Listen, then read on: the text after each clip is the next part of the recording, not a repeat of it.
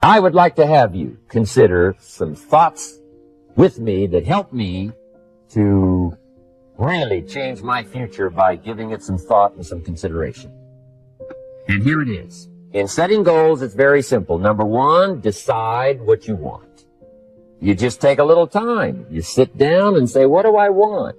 What kind of skills do I want? What kind of income do I want for the future? Where would I like to go? Places I'd like to visit. Habits I'd like to acquire. Skills I'd like to have. You just take a little time to think about what you want.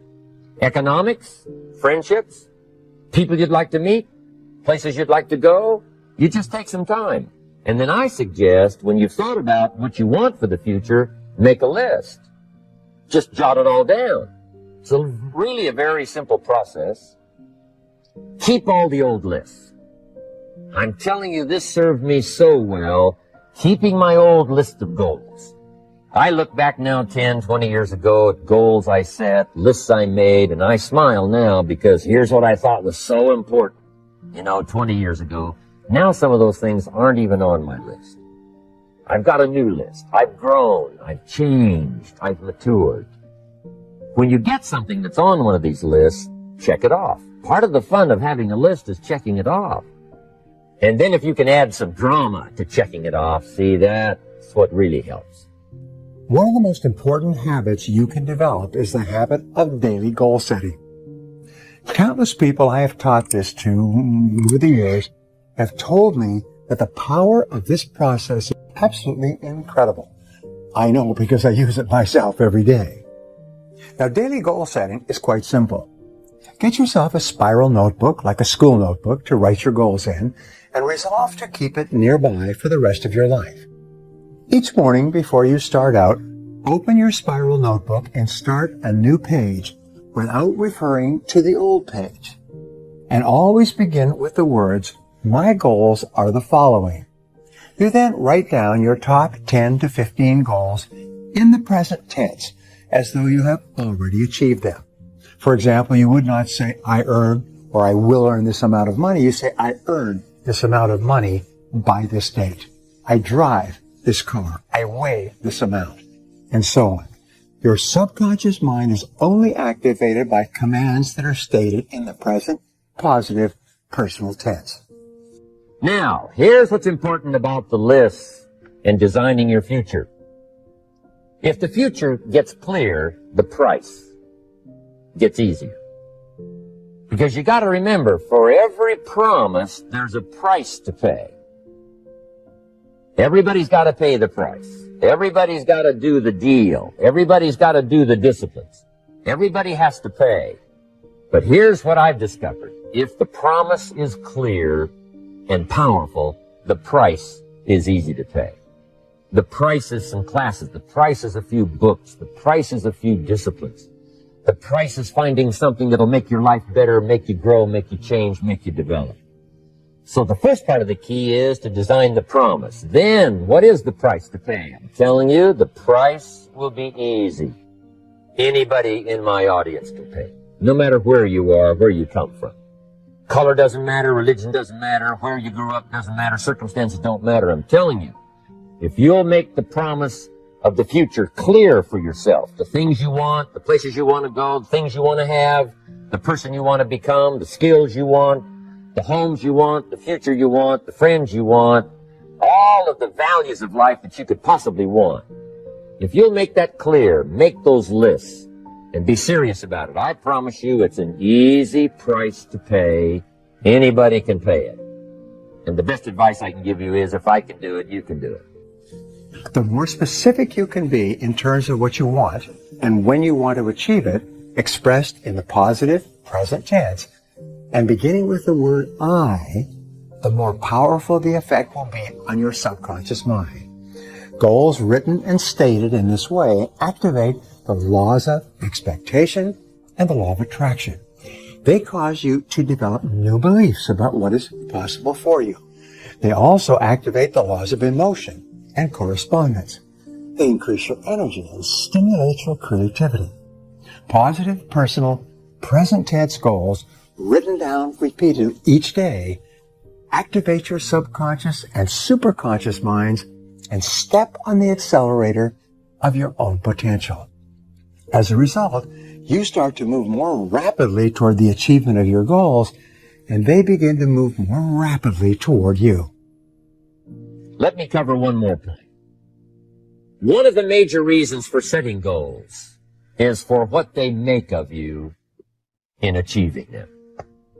My teacher advised me when I first got started at age 25, he said, "Jim, why don't you set a goal to become a millionaire?" He said, "It's got a nice ring to it. You know, enough zeros to impress your accountant." And he said, "I'm here to help you. You're only 25 years old. You've been to 1 year of college. You've got a beautiful family, every reason to do it. Why don't you set a goal to become a millionaire?" And he said, "Here's why." And I thought, he doesn't need to teach me why. Wouldn't it be nice to have $1 million? He said, "No, then you'll miss it." He said, "Here's why. For what it will make of you to achieve it." I'm telling you, that statement changed my life. Set the kind of goals that will make something of you to achieve them. He said, "Now, once you become a millionaire, what's important is not the money." I thought, that's kind of strange teaching. He said, "Honest, it isn't important." He said, "You could just give the money away." Now, I did better than that. I lost it all. By the time I was 31, I was a millionaire. By the time I was 33, I was broke. But when I lost all my money, guess what? I found out Mr. Schoaf was right. What was valuable was not the money. What was valuable was what I became to earn the money. The skills I had, the knowledge I had about the marketplace, the values that I had going for me. They were more valuable than the money. And here's an important statement to remember. It's not what you get that makes you valuable.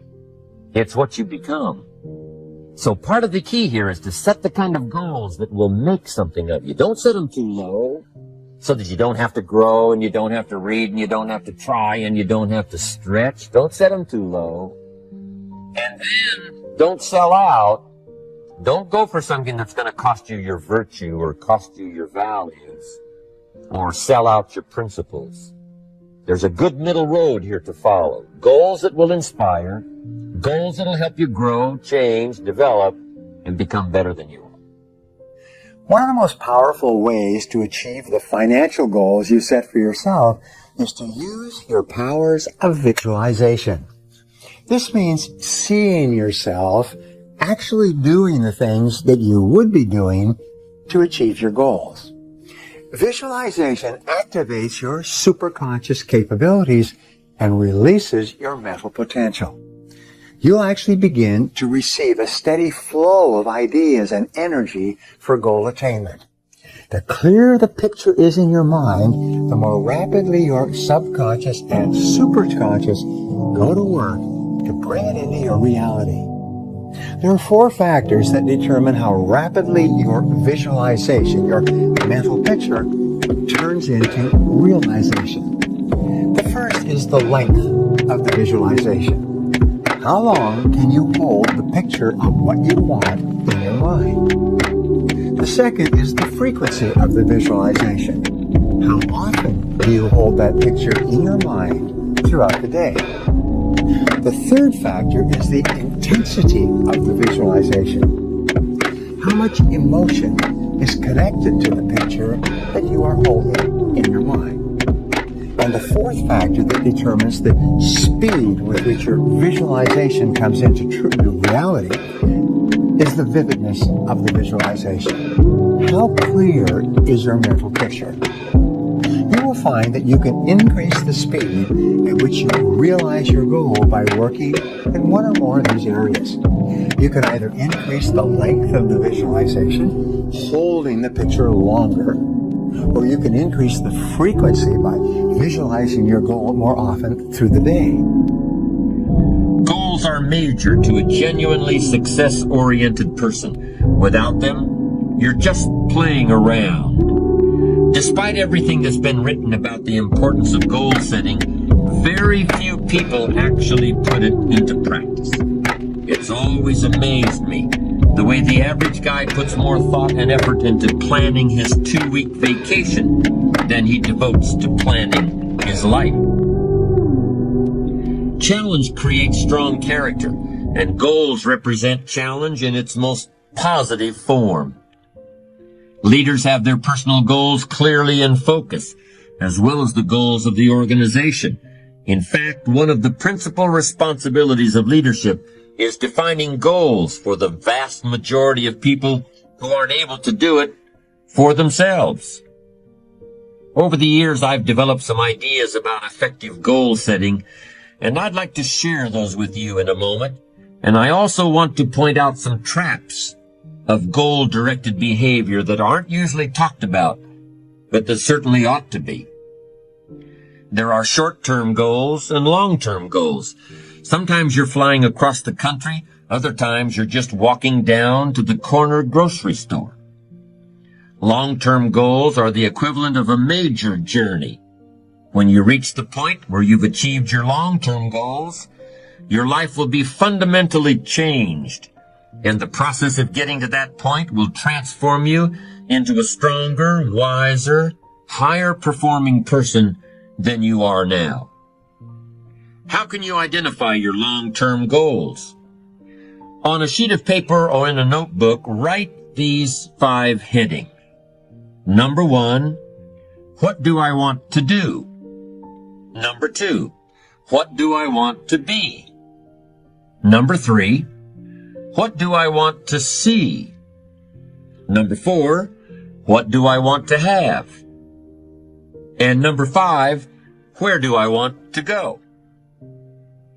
Now, under each of these categories, write down several possible long-term goals.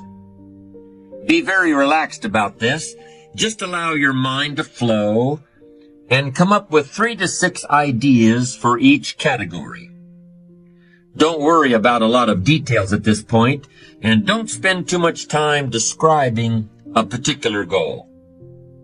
You can increase the intensity of the mental picture by generating more emotion to go with it, or you can increase the clarity of the vividness of the picture. The best way is to practice all 4. Play and replay the picture of your goals on the screen of your mind. The more you visualize and see, the more intensely you will desire your goal. The more you want it, the less you will fear failure and rejection and the possible losses that may go along with the pursuit of your goal. Creative visualization deepens your belief that your goals are attainable. It increases your self-confidence. It strengthens your courage and builds your faith in yourself. The more often you replay the picture of your desired future in your mind, the more unstoppable you become. In category number 1, for example, what do I want to do? Suppose you want to write a book about the history of your family, going back to the arrival of your great-grandparents in the United States. Just quickly jot down family history.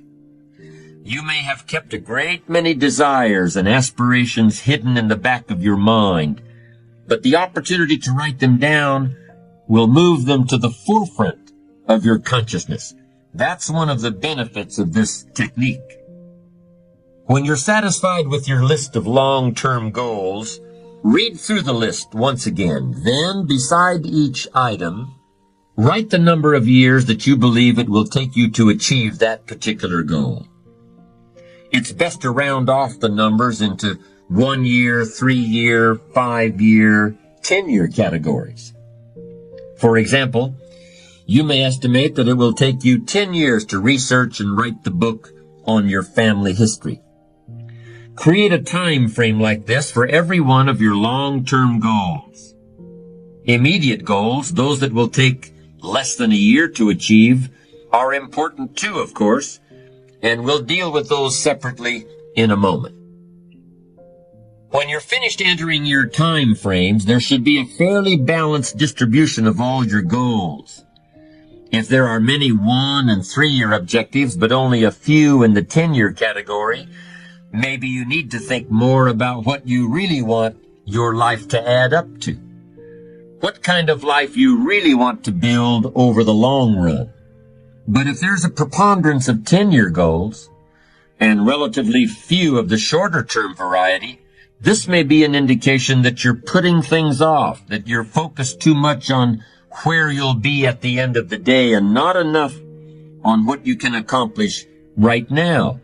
Keep working on your list, adding and subtracting goals with various time frames until you've created a more or less even distribution. Now comes the really challenging and interesting part. So far, you've just been adding things to the list, but now it's time to start making some selections. Now you're going to start asking yourself, what's really important compared to what might just be sort of fun?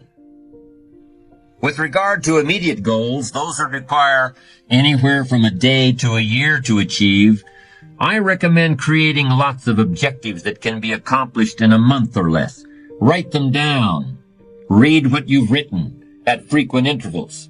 Keep track of your progress. And do something often that brings you closer to realizing these very short-term objectives. That way, you'll always have something to celebrate.